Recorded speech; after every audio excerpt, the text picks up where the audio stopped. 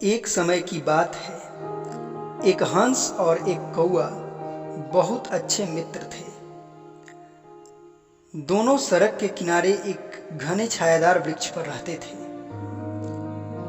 गर्मियों में एक दिन दोपहर के समय एक यात्री सड़क से जा रहा था। सड़क के किनारे लगे उस घने व छायादार वृक्ष को देखकर उस थके हुए यात्री ने सोचा, क्यों न इस पेड़ की ठंडी छाया में थोड़ी देर विश्राम कर लिया जाए। ऐसा सोचकर वह पेड़ की छाया में बैठ गया और अपने थैले से खाने की सामग्री निकालकर खाने लगा। भोजन करने के पश्चात वह थैले को अपने सिर के नीचे रखकर सो गया।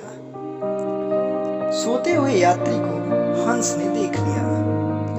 धीरे धीरे समय के साथ साथ छाया खिसक गई और सूर्य की किरणें सोते हुए यात्री के चेहरे पर पड़ने लगी। तपती सूरज की किरणों को देखकर हंस का मन दया से भर गया, इसलिए उसने पंख खोलकर फैला दिए ताकि सूर्य की किरणें यात्री के चेहरे पर न पड़ सकें। थका हारा यात्री हंस की दयालुता से अनजान आराम से सोता रहा। कौआ अपने स्वभाव से चालाक व धूर्त था। उसे दूसरों को परेशान करने में मजा आता था। जब उसने हंस की दयालुता को देखा तो उसके मन में शरारत करने की सूझी। वह अपने घोंसले से उड़ा और सोते हुए यात्री के सिर के ऊपर की शाखा पर जा बैठा। शाखा पर बैठते ही उसने यात्री के चेहरे पर लैट्रिन कर दी और वहां से तुरंत उड़ गया। अपने चेहरे पे लैट्रिन गिरते ही यात्री तुरंत उठ बैठा और खड़ा होकर पेड़ की ओर देखने लगा। उसने अपने चेहरे के ऊपर वाली शाखा पर एक हंस को बैठे देखा।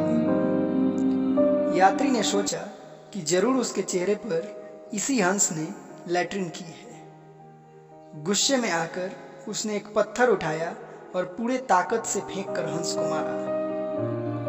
पत्थर फेंकते समय वह यह नहीं जानता था कि हंस को वह पत्थर मार रहा है। वह हंस तो उसके लिए अच्छाई का काम कर रहा था। बेचारा दयालु हंस पत्थर की चोट से घायल होकर नीचे गिर गया और कुछ ही देर में दर्द से छटपटाकर मर गया। बेचारा हंस मरते दम तक यह नहीं जान पाया कि धूर्त कौवे की मित्रता का उसे यह फल भोगना पड़ा है। नमस्कार, मैं हूं तारकेश्वर पांडे और आपने अभी यह जो कहानी सुना यह हितोपदेश से ली गई है।